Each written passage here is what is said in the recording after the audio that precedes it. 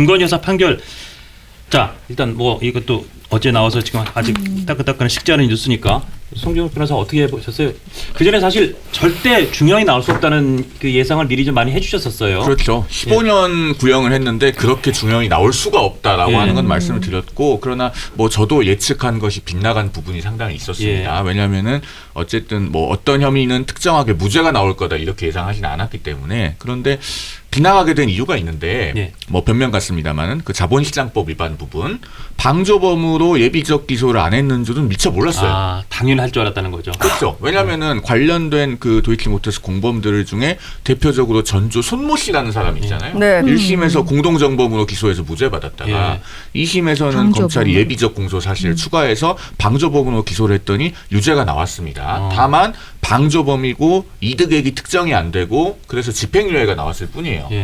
그래서 어쨌든 예비적 기소는 했을 줄 알았더니 민중기 특검이 쓸데없는 고집을 부렸다고 저는 생각하거든요. 그러니까 무죄가 나오는 것이고, 그다음에 이제 명태균 씨 여론조사 관련해서는 저는 특검이 결국에는 유죄를 입증할 수 있는 증거를 충분히 제시하지 못했다고 봐요. 왜냐하면 핵심은 그거잖아요. 어제 그 재판부의 판시 논리를 잘 들어보면은 명태균 씨는 원래 뭐 머니투데이하고도 여론조사를 했었고 또 그다음에 뉴델리하고도 했었는데, 그런 것들을 하게 된 동기가 그러면은 그 당시에 대통령 후보 부부에게 납품하기 위한 것이었냐. 그렇죠. 그걸 규명해가지고 입증을 해야 되는데 그 부분 입증에 실패했다는 거예요. 그러면 결국은 특검의 완패라고 봐야 됩니다. 그러니까 정치 특검이 정치에만 몰입되어 있더니 결국은 본업은 제대로 못한 거예요. 15년 구형했으면요 210개월이잖아요. 1년 8개월 선고 나왔으면 20개월입니다. 선고가 구형의 10분의 1도 안 돼요.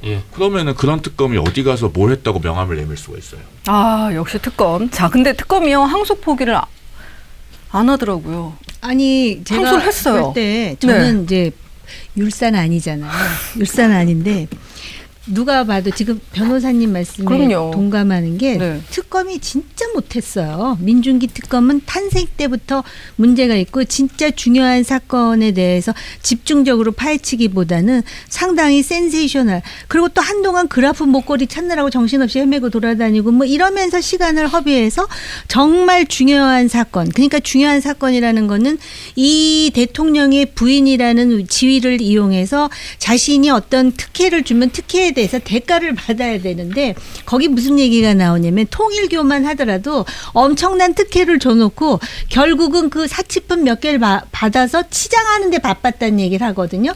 그러니까 우리가 일반 상식으로 생각하는 그 정도의 특혜에 대한 대가를 받은 게 아니라, 그러다 보니까 이거를 재판부에서 사법부에서 법리적으로 판단해서 선고할 때는 이렇게밖에 나올 수 없는 게 아니었을까라는 생각이 들고, 단지 아쉬운 거는 명태균과 관련해 가지고 계약서를 쓰지 않았다. 그다음에 애초부터 그 김영선의 공천을 약속한 것은 아니다. 그런데 어쨌든 막판에 전화해갖고 아무한테도 얘기하지 마세요. 그러면서 뭐 그런 게 나왔으면 이런 거에 대해서도 재판부에서 판단이 있어야 되는데, 아주 법리에 입각해서 기계적으로 마치도 챗 GPT처럼 그렇게 하다 보니까는 지금 원성이 들끓고 있는 것 같아요. 그러니까 3심 있는 거고요. 그다음에 사실은 1심에서 그 선거법 위반이었나? 선거법 위반으로 중형받았는데 2심에서 터무니없이 무죄 나와도 우리는 사법부의 판단을 존중한 사례가 있잖아요. 그러니까요. 원래 그동안 사법부의 판단을 존중한다고 해왔죠. 사법부까지도 정치적으로 이렇게 흔들어대면은 정말 사회의 기강이라는 차원에서 갈 곳을 잃게 되는 것 같아요. 민중기 특검은 아까 송 변호사도 지적하시지만 제가 볼 때 진짜 하라는 공부는 안 하고 맨날 와서 애들한테 나 이번에 좋은 문제집 샀다? 그래서 문제집 갖고 자랑하고 그러다가 그리고 애들 패 갖고 사고 치고 애 하나 그러니까 사람이 어린이들은 동료 학생 다치고 막 병원 실려가고 이래놓고 시험에 문제집 답 하나 제대로 안 적어놓고는 왜 내 점수가 100점 만점에 9점밖에 안 되라고 막 화를 내는 그런 아주 전형적인 그 미흡한 학생을 보는 것 같아요. 공부를 하고 답안지에다가 답을 똑바로 적었어야죠. 제대로 적은 게 하나도 없고. 참, 정말 저런데 수백억 우리 세금이 500억이나 들어갔다. 가슴이 미어집니다. 헌정사상 최악의 특검이라고 불러도 부족함이 없을 것 같아요. 그렇죠. 왜냐하면 그 파견 검사 숫자가 50명이 넘잖아요. 그럼 50명이 넘는 파견 검사를 데려다 놓고 징역 20개월 받아냈으면 도대체 징역 한 달당 검사가 몇 명입니까? 글쎄 말이에요. 도대체 그래서 맞아요. 500억을 들여가지고 샤넬백하고 천수장값 그것만 나온 거 아니에요. 근데 여기서 우리가 한 가지 더 짚어보고 가야 될 것은 판결 선고가 나오니까 대법원의 변호인이 항소 포기해야 된다고 하잖아요. 예. 네네. 그러니까 이렇게 된 게 결국은 이재명 대통령의 말 때문에 시작된 맞아요. 거잖아요. 네. 그리고 본인이 그런 재판을 받아야 되는 피고인 신분에 있기 때문에 거기서 시작됐다고 보는 게 매우 합리적인 그 토론이라고 봅니다. 그래서 그것 때문에 대장동 항소 포기도 발생했고 그렇죠. 서해 공무원 피격 사건은 아주 예리하게 벗겨내가지고 대부분을 항소 포기했고 예. 그런 식으로 지금 국가 시스템이 무너지고 있다. 그래서 항소 포기가 이상한 뉴노멀처럼 된 게 누구 때문인가. 우리가 이 부분까지 짚고 넘어가야 돼서 어제 그 재판장이 선고하기 전에 그 형무 등급 수무리 불량 예. 그 네. 얘기했잖아요. 예. 그러면서 어렵더라고요. 권력을 가지고 있거나 권력을 잃었거나 간에 법은 똑같이 공정해야 된다라고 네. 이야기를 했는데 사실 이 부분은 이재명 대통령이 새겨들어야 될 이야기입니다. 그러니까요. 아니 여기 송 변호사 계시니까 지금 우리가 이 김건희 사건 때문에 그 위례 전부 무죄 나온 거에 대해서 어떻게 생각하세요? 저는 그 부분에 대해서도 참 하고 싶은 말이 많은데 그거 하기 시작하면 시간이 오늘 방송을 미래? 다 잡아먹을 것 같아서 따로 시간을 한번 마련해 주시죠. 알겠습니다. 네, 예. 알겠습니다. 함께 해주실 거죠, 의원님?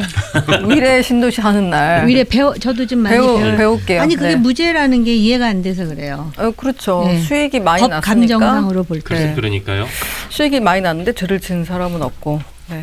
그럼 대장동도 이제 무죄 되겠죠. 자, 이게 뭐 대장동 예고편이라는 식의 그렇죠. 쌍둥이 사실 저는 꼴이니까. 대장동 그 1심 판결에서도 네. 잠깐만 얘기하자면은 그 이해충돌 방지법 부분 네. 무죄가 나온 것에 대해서 사실 수긍하기 어려워요. 예. 네. 왜냐하면 그 부분에 대해서 결국은 공소시효가 어디서부터 기산되느냐로 봐서 결국에는 그런 사업 시행자가 선정된 때로부터 공소시효가 기산한다고 보는 건데 그렇게 따지면 한참 뒤에 수익이 발생하는 대규모 부동산 개발 사업에서는 그런 식으로 그 공무원이나 혹은 공공기관 종사자가 직무상 비밀 유출시켜서 특혜를 주면은 오랜 세월이 지나서 막대한 이익을 보고 나서야 그게 밝혀졌을 때 처벌을 못하게 돼요. 그런 논리가 되죠. 그 예. 부분에 대해서 항소 상고에서 다시 판단을 받아봤어야 되는데 강제로 꺾어서 항소를 못하게 한 게 그 대장동 항소 포기의 본질입니다. 자, 그리고 자, 시간 얼마나 남았죠? 우리 우리가 조국당 얘기 해야 돼요. 조국당 얘기를 해야 시간 되죠. 어떻게 됐어요? 바로 가셔야 돼요? 아니, 아니죠? 괜찮아요. 괜찮으세요? 네. 괜찮으세요? 괜찮으세요. 오늘 괜찮으세요? 5시에 끝을 내야 돼서. 아, 큰일 났네. 예, 예, 예. 아니요, 저희 계속 하겠습니다. 자, 조국 대표의 측근 신우석 전 조국혁신당 사무부총장이 자신의 성비 의혹을 공개적으로 비판한 유튜버를 명예훼손 혐의로 고소했는데요. 이 폭로하면서 탈당한 강미정 대변인도 함께 입건이 됐다고 합니다. 이거 요거 어떻게 된 거예요? 사건 제가 준비 조금 한 거 정리를 해드릴게요. 여러분 이게 많이 잊어버리셨을 거예요. 근데 신우석이 누구냐면 민정에서 조국 전 민정수석의 오른팔로 일을 했던 분인데 지난해 4월 5일이었죠. 신우석 전 부총장이 신입 당직자 채용을 빌미로 면접 당사자인 A 씨를 늦은 밤에 여의도 술집으로 만난 뒤 성희롱과 성추행을 저질러가지고 A 씨가 이 같은 이제 인턴이 이 같은 사실을 사건 당일 밤 윤리위에 접수를 했고, 그다음에 강미정 대변인은 나는 김보엽 씨한테 성추행을 당했는데 요거 폭로하면서 이 사건도 같이 폭로를 한다라고 해서 투 트랙으로 가는 건데 신우석 전 조국혁신당 사무부총장이 이번에 누군가를 고소하면서 강미정 전 대변인이 갑자기 입건이 됐대요. 이게 가능한가요?